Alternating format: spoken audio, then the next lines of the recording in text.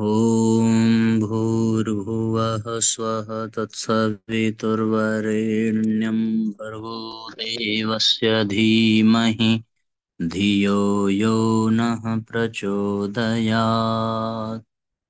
ॐ चैतन्यं शाश्वतं शान्तं व्योमातीतं निरञ्जनं नादबिन्दुकलातीतं तस्मै श्रीगुरवे नमः। ॐ योगपूर्णं तपोनिष्ठं वेदमूर्तिं यशस्विनं गौरवर्णं गुरुश्रेष्ठं भगवत्या सुशोभितं कारुण्यामृतं सागरं शिष्यभक्तादिसेवितं श्रीरामं सद्गुरुं ध्यायेत् तमाचार्यवरं प्रभुम्। ॐ सद्गुरुचरणकमलेभ्यो नमः। वन्दे भगवतीं देवीं श्रीरामं च जगद्गुरुं पादपद्मे तयोः श्रुत्वा प्रणमामि मुहुर्मुहुः। परम पूज्य गुरुदेव परम वंदनीय माता जी के दिव्य संरक्षण में विराजमान ऑनलाइन दैनिक स्वाध्याय के आज के सत्र में आप सभी आत्मीय बंधुओं का बहुत बहुत स्वागत है। अखंड ज्योति पत्रिका सितंबर माह की हम सभी पढ़ रहे हैं। शीघ्रता पूर्वक सभी परिजन जुड़ें और अधिक से अधिक प्रतिदिन की भांति आज के अध्याय को भी जल्दी से शेयर कर दें। साथियों, कल हम लोगों ने प्लास्टिक के विषय में सुना था। कल हम लोगों ने जीवन की मनः स्थिति, जीवन को व्यवहार कुशल और जीवन को योग्यपूर्ण बनाने के विषय में सुना था। अब आइए आज की चर्चा को हम लोग प्रारंभ करते हैं इस नए अध्याय से। मानव जीवन का परम लक्ष्य।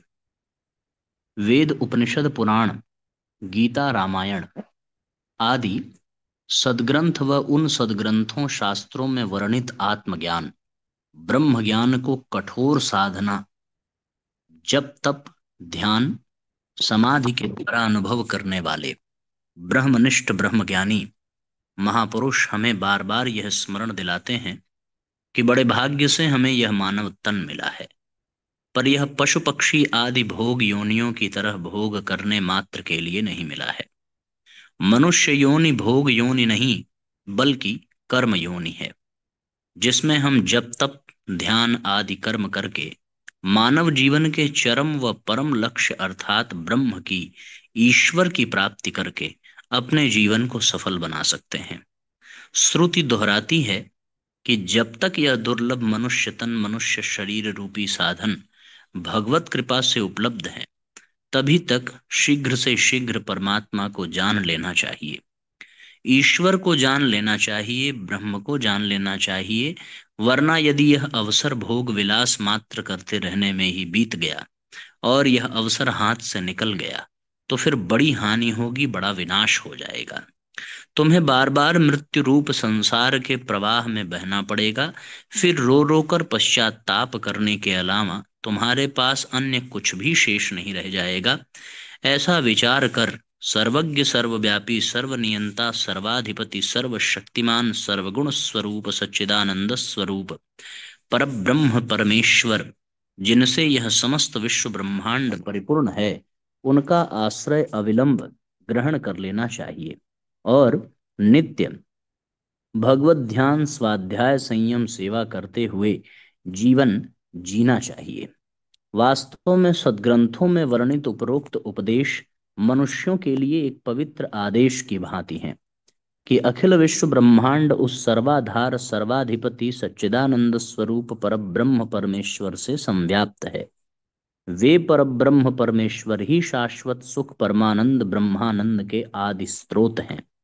हमें यह आत्मिक आनंद किसी भी सांसारिक अथवा भौतिक विषय भोगों से प्राप्त नहीं हो सकता। परब्रह्म परमेश्वर के अतिरिक्त अन्य कोई भी साधन हमें सच्चा सुख, शाश्वत सुख प्रदान नहीं कर सकते और साथ ही अन्य साधन हमें त्रिविध तापों से, दुखों से भी मुक्त नहीं करा सकते हैं और न ही जन्म मरण रूपी बंधन से मुक्त करा सकते हैं। इसके लिए एकमात्र परमात्मा ही आधार है, क्योंकि वे ही सर्वाधार हैं। जीवात्मा का कल्याण परमात्मा से ही संभव है, जीव का कल्याण शिव से ही संभव है।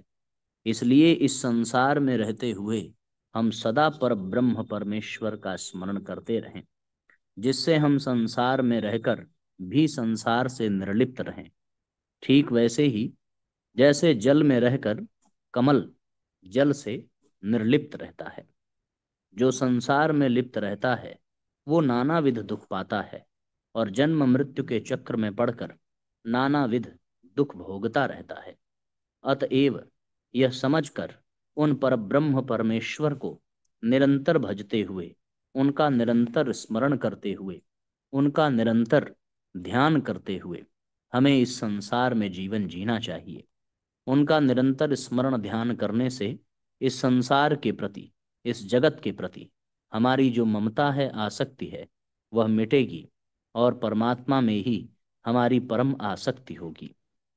तब हृदय में परमात्मा को अनुभव करते रहने से हम अपने कर्तव्यों का पालन निरासक्त होकर निष्काम भाव से कर सकेंगे और कर्तव्य पालन जीवन निर्वाह मात्र के लिए ही विषयों का यथाविधि उपभोग करेंगे। हम विश्वरूप भगवान की पूजा के लिए कर्मों का आचरण कर पाएंगे। हम यह भली भांति अनुभव कर सकेंगे कि संसार के भोग पदार्थ नहीं, बल्कि परमात्मा ही शाश्वत सुख शांति और शांति के स्रोत व आधार हैं। और अंततः हमारे लिए परब्रह्म परमेश्वर को पाकर सर्वदा के लिए सुखी व आनंदित होने का मार्ग स्वतः ही प्रशस्त हो सकेगा। अस्तु हमें आज और अभी से ही अपने आत्म कल्याण में प्राणपण से जुट जाना चाहिए, क्योंकि इस क्षण भंगुर मानव शरीर, मानव जीवन का कोई भरोसा नहीं है। न जाने कब मृत्यु इसे अपने अंक में भर ले और जीवन के परम लक्ष्य को पाए बिना ही हमें यह शरीर छोड़ना पड़े और बार बार जन्म मरण के चक्र में पड़े रहकर दुख भोगना पड़े। साथियों, हर पल हर क्षण हमें सतर्क रहने की आवश्यकता है और अपने परम लक्ष्य परमात्मा प्राप्ति, भगवत प्राप्ति के लिए सदैव तत्पर रहने की आवश्यकता है। जीवन की इतिश्री होने से पहले उस परमात्मा की प्राप्ति हो जाए, यही उद्देश्य है। एक छोटी सी कहानी, महाभारत में उल्लेख आता है कि भीम ने अश्वत्थामा नामक हाथी का वध कर दिया। अश्वत्थामा द्रोणाचार्य के पुत्र का भी नाम था। भगवान श्री कृष्ण द्रोणाचार्य को पाप मार्ग से विरत करना चाहते थे। वह ऐसा उनके युद्ध छोड़ने पर भी ही संभव था। अतः उन्होंने द्रोणाचार्य के कान में जाकर के कहा, अश्वत्थामा हतः, अश्वत्थामा मारा गया। यह सुनकर द्रोणाचार्य के हाथ से अस्त्र गिर गए, पर उन्हें शंका हुई कि कहीं ऐसा करने में भगवान कृष्ण की कोई कूटनीति न हो। तो उन्होंने इस समाचार की पुष्टि युधिष्ठिर से करानी चाहिए। भगवान श्री कृष्ण जानते थे कि युधिष्ठिर धर्मराज हैं, असत्य नहीं बोल पाएंगे। तो उन्होंने युधिष्ठिर से कहा कि द्रोणाचार्य से ये कहें कि अश्वत्थामा मारा गया। नर है कि हाथी यह मैं नहीं जानता, ऐसा बोलने से असत्य भी नहीं होगा। युधिष्ठिर ने ऐसा ही किया। द्रोणाचार्य के पूछने पर युधिष्ठिर बोले, अश्वत्थामा हतो हतः नरो वा कुंजरो वा। परंतु उनके नरो वा कुंजरो वा कहते समय भगवान ने पांचजन्य बजा दिया, तो द्रोणाचार्य आधा वाक्य ही सुन पाए और उसे सुनकर उन्हें युद्धस्थल छोड़ना पड़ा। धर्म की रक्षा के लिए कभी कभी भगवान को भी कूटनीति का सहारा लेना पड़ता है। सही बात है साथियों। इसमें भाव यही है कि हमारा मूल प्रयोजन केवल और केवल धर्म की रक्षा ही है। उसके अतिरिक्त दूसरा अन्य कोई प्रयोजन नहीं होना चाहिए। यदि धर्म के लिए भी कूटनीति अपनानी पड़े, कुछ चाल चलनी पड़े, तो निस्संदेह वह प्रयत्न करना ही चाहिए, क्योंकि धर्म की स्थापना ही सबसे बड़ी स्थापना है। इसके पश्चात ही यह सारा क्रम, सारी सृष्टि निरंतर निर्बाध गति से चलती रह सकेगी। आइए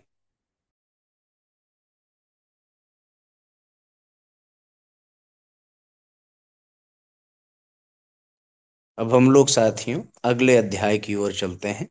अगला अध्याय है गुरु गोविंद दोऊ खड़े काके लागू।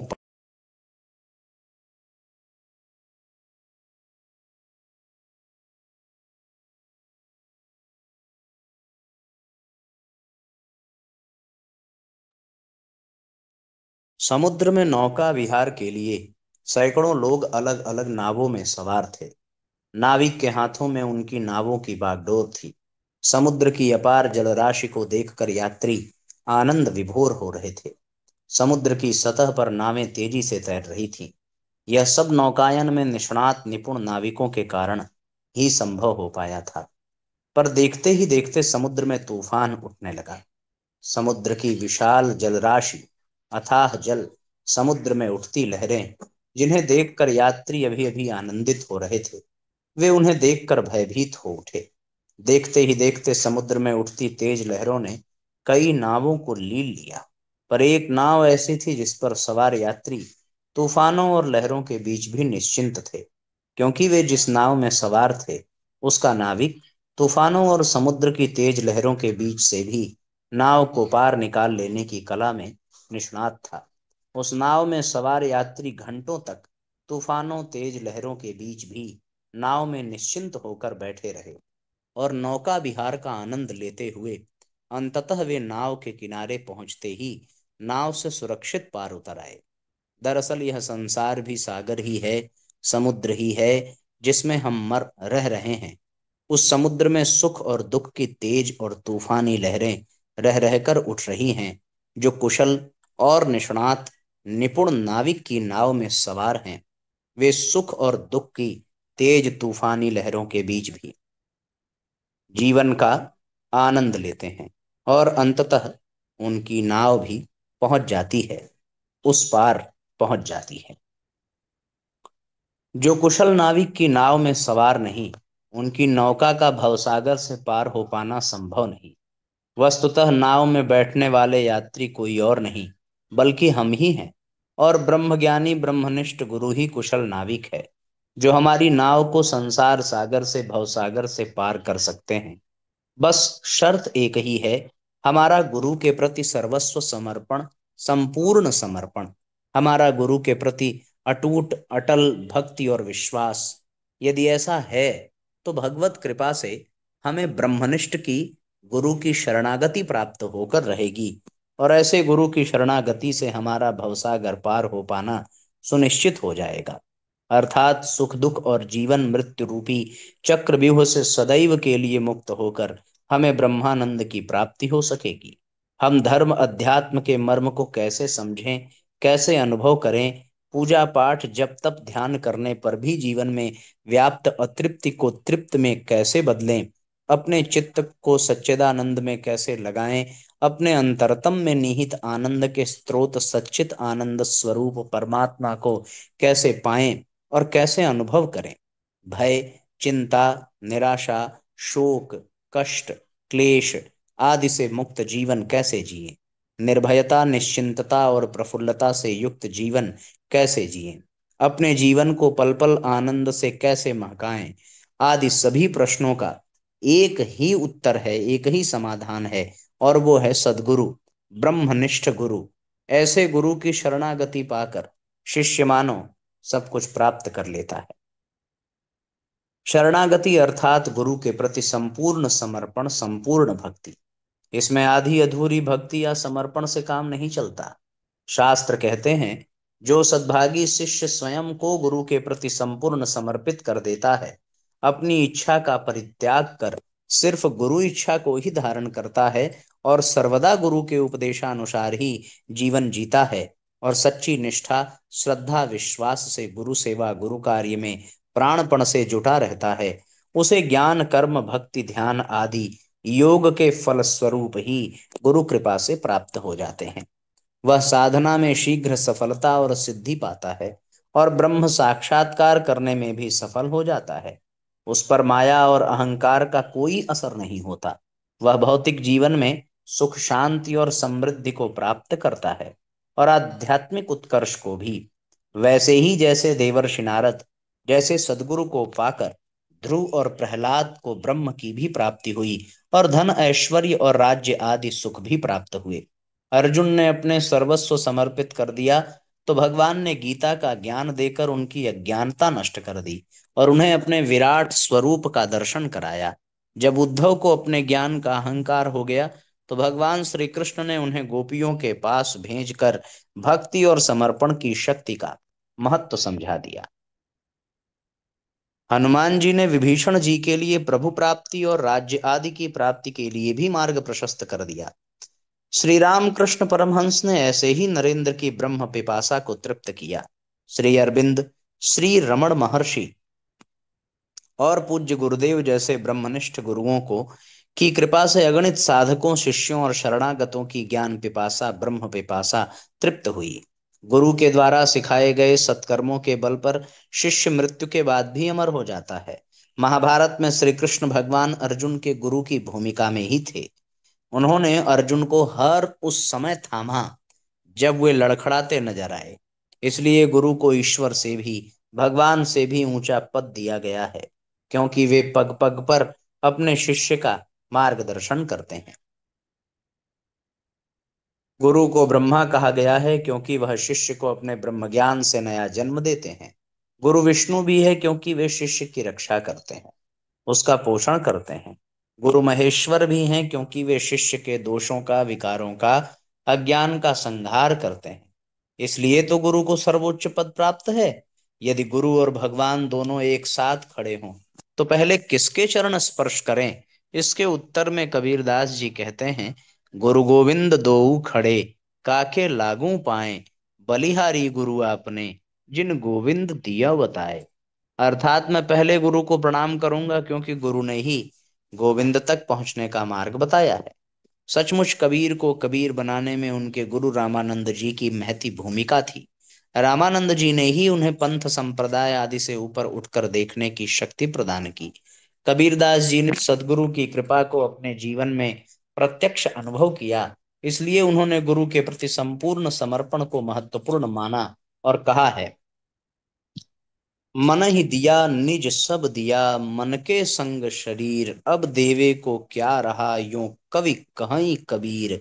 जग भव सागर माही, कहु कैसे बूढ़त तेरे, गुहु सतगुरु की बाही, जो थल रक्षा करे।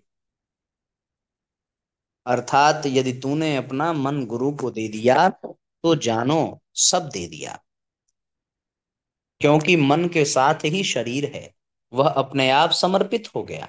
अब देने को रहा ही क्या? संसार सागर में डूबता हुआ जीव कहाँ कैसे तरेगा? उत्तर यही है कि सदगुरु का हाथ पकड़ो जो सर्वत्र रक्षा करने वाले हैं। अस्तु यदि आप गुरु के प्रति संपूर्ण समर्पण करते हैं तो गुरु आपकी जीवन नैया को भवसागर से पार कर देते हैं। वे आपकी अंतरात्मा में बस जाते हैं और पल पल आपका मार्गदर्शन करते हैं। गुरु और शिष्य का रिश्ता समर्पण के आधार पर ही टिका होता है। जीवन समर को पार करने के लिए भी गुरु ही सच्चे सारथी होते हैं। गुरु साधारण शिष्य को भी असाधारण बना देते हैं, तुच्छ को भी महान बना देते हैं। अस्तु ऐसे सद्गुरु ब्रह्मज्ञानी ब्रह्मनिष्ठ गुरु की शरणागति पाना जीवन की सर्वोच्च उपलब्धि है। इस तरीके से आप देख सकते हैं साथियों, गुरु महिमा के निमित्त समर्पित यह अध्याय बहुत सुंदर मार्गदर्शन करता है। हमारा भी समर्पण सच्चा हो, सच्चा समर्पण हो अपना दीपक पतंगे के जैसा। इस तरीके से यह अध्याय पूर्ण हुआ। अब एक छोटी सी कहानी। प्रजापति त्वष्टा के पुत्र का नाम विश्वरूप था। उनका हृदय सरल व निष्पाप था। वे यज्ञ में आहुति दे रहे थे कि राक्षसों ने उनसे आकर विनती की, आप यज्ञ का भाग हमें भी दें। विश्वरूप को ऐसा करने में कुछ विशेष समस्या दिखाई नहीं पड़ी। उन्होंने यज्ञ का भाग राक्षसों को देना शुरू किया। यज्ञ का भाग मिलने से राक्षस बलशाली हुए तो देवराज इंद्र ने विश्वरूप का वध कर डाला। यह प्रजापति को सही नहीं लगा। सो इंद्र को दंड देने के उद्देश्य से उन्होंने यज्ञ का आयोजन किया। यज्ञ मंत्रों में आह्वान किया, इंद्र को मारने वाला शत्रु पैदा हो। परंतु बोलने में जरा सी अशुद्धि के कारण इंद्र शत्रु विवर्धस्व, इंद्र शत्रु विविर्धस्व के स्थान पर विविर्धस्व, विर्विधर्ध, दूसरा है विवर्धस्व, विविर्धस्व निकल गया, जिसका अर्थ है इंद्र से मरने वाला। आह्वान के फलस्वरूप वृत्तासुर पैदा हुआ, जिसे मारने के लिए महर्षि दधीचि ने अपनी अस्थियों का दान कर दिया। वज्र नामक आयुध बनवाया। वृत्तासुर ने मरते समय वज्र को नमन किया और बोला, इंद्र, तू मुझे मारकर लौकिक सुखों का स्वामी बनेगा और मैं उनके आयुध से मरकर उनका चारण बनूंगा। यह मेरे लिए अत्यंत सौभाग्य की बात होगी। इसलिए वृत्तासुर को मरणोपरांत भगवान के गणों में स्थान प्राप्त हुआ। अब ये साथियों, आज का यह अध्याय जो है कि वो पूर्ण हुआ। दूसरा बहुत ही महत्वपूर्ण और बहुत ही आनंददायक सूत्र इन पंक्तियों में साथियों हम सबको प्राप्त हो रहे हैं। करुणा की प्रतिमूर्ति संत तुकाराम। आइए एक अध्याय यह भी हम लोग संपन्न करें। सच्चे संत पीड़ित मानवता की पीड़ा को अपनी आत्मा की सच्चाई के साथ अनुभव करते हैं और मानव मात्र की पीड़ा को दूर करने हेतु व्याकुल हो जाते हैं। वे दूसरों की पीड़ा को गहराई से अनुभव करते हैं, क्योंकि भगवत प्राप्त संत स्वयं को सब में और सबको स्वयं में देखते हैं। वे सभी जीवों में भगवान को ही देखते हैं। वे अपनी निजी सुख सुविधा, परिजन प्रियजन आदि के प्रति मोह से मुक्त होते हैं, क्योंकि उन्हें यह संसार ही सारा अपना प्रियजन परिजन जान पड़ता है। जिनकी भगवत भक्ति का उद्देश्य भी निज का कल्याण नहीं बल्कि जन कल्याण ही होता है, तुकाराम भी उन्हीं संतों में एक रहे हैं जिन्होंने अपना सर्वस्व त्याग कर स्वयं को समाज की सेवा में तिल तिल गला दिया। संसार की सुख शांति के लिए ही उन्होंने भगवान की भक्ति की और उसी के लिए जिए तथा मरे। उन्हें अपनी व्यक्तिगत सुख शांति सिद्धि समृद्धि अथवा मोक्ष आदि की कोई इच्छा नहीं थी।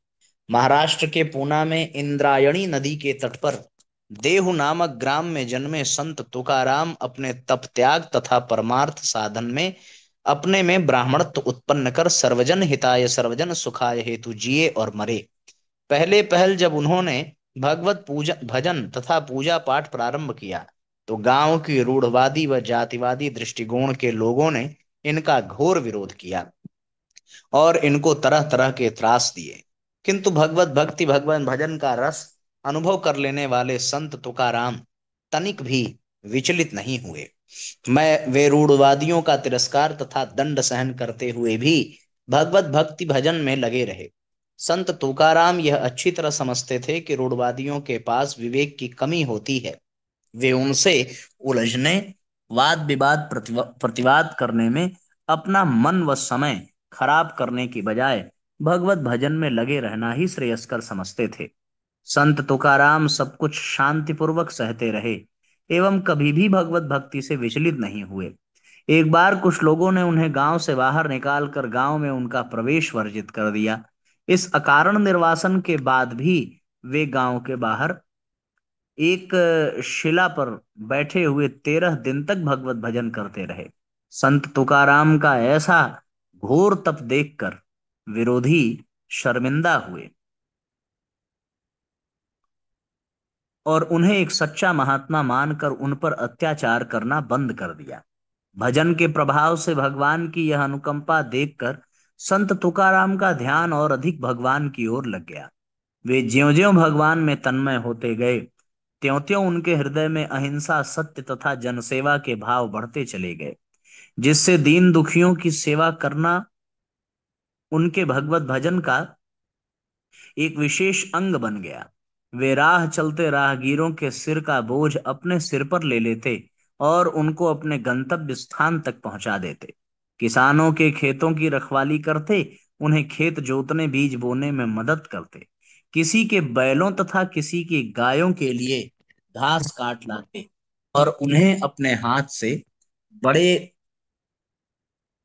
प्रेम से खिलाते। वे तीर्थयात्रियों के सूजे हुए पैरों को अपने हाथ से धोते और घंटों तक उनकी सफाई करते। वे पैदल गांव गांव की यात्रा करते और जहां भी किसी रोगी अपाहिज अनाथ दीन दुखी को देखते वहीं रम जाते और दिन रात उनकी सेवा करते। वे ऐसा इसलिए कर पाते क्योंकि वे सब में नारायण का ही रूप देखते, भगवान को देखते और स्वयं को देखते। इस प्रकार संत तुकाराम की भगवत भक्ति और जनसेवा प्रगाढ़ से प्रगाढ़ और गहरी होती गई। वे भगवान के प्रेम में प्रीति में मग्न होते गए, भगवान के ध्यान में मग्न होते गए, ध्यान में लीन होते गए और अंततः उन्हें सच्ची भक्ति के फलस्वरूप भगवत प्राप्ति हुई। उन्हें भगवान ने दर्शन दिए। भगवत प्राप्ति होने से उन्हें हृदय में आत्मा में अलौकिक आनंद ब्रह्मानंद की अनुभूति हुई। उनका रोम रोम पुलकित हो उठा। वे सदैव उसी दिव्य भावावेश में रहने लगे और भगवत भजन करते रहे। धीरे धीरे उनकी कीर्ति दूर दूर तक फैलने लगी। लोग उनके उपदेश और कीर्तन भजन देखने सुनने आने लगे।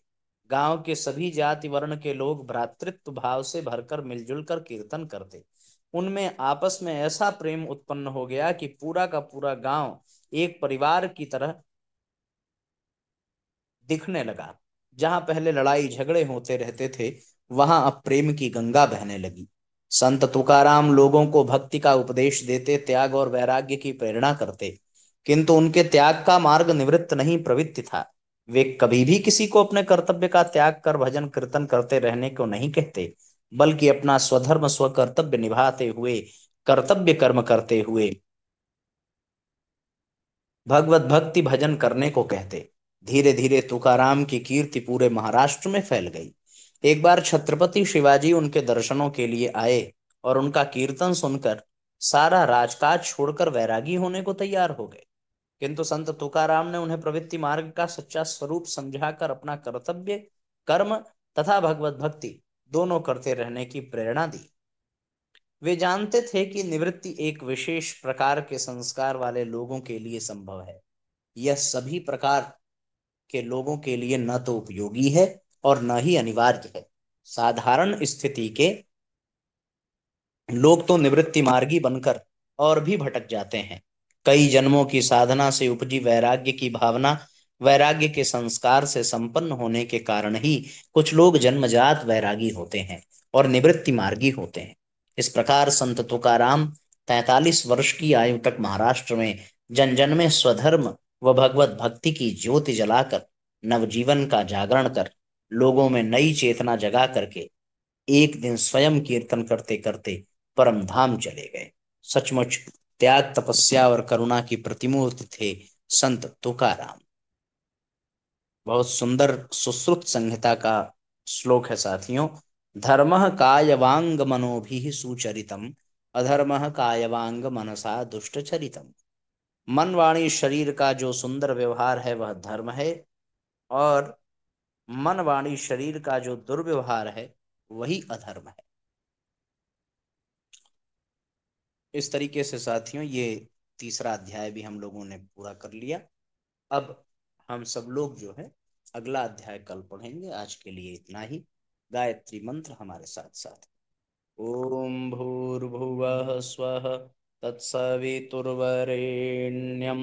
भर्गो देवस्य धीमहि धियो यो नः प्रचोदयात्।